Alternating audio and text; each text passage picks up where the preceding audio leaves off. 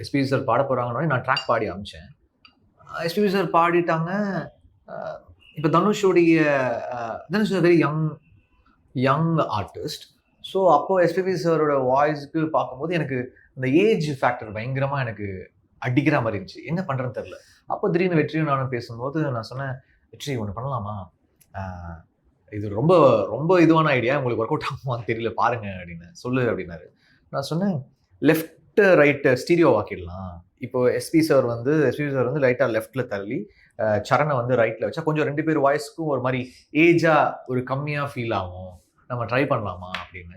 அவர் ஏதாவது கோச்சிப்பாங்களா SPB sir? இல்ல, இல்ல அவர் பையன் தானே ஒண்ணும் பிரச்சனை இல்ல. ஸோ கூப்பிட்டு எடுத்து 2 பேர் வாய்ஸையும் இப்படி வச்சுட்டேன். லெஃப்ட், ரைட்ல வந்து இப்படி இருக்கும். பேன் பேன் வந்து இப்படி பேன் பண்ணி ஓ வச்சுட்டேன். Nice. So we had a little younger thing. But SPB சாருக்கு அந்த சாங் ரொம்ப ரொம்ப ஸ்பெஷலா இருந்துச்சுன்னு அவங்க 2 பேரும் சேர்ந்து அவார்ட் வாங்கும்போது என்கிட்ட சொன்னாரு. நான் நெறைய அவார்ட் வாங்கியிருக்கேன் ஜிவி. இது எனக்கு ரொம்ப எமோஷனலா இருக்கு.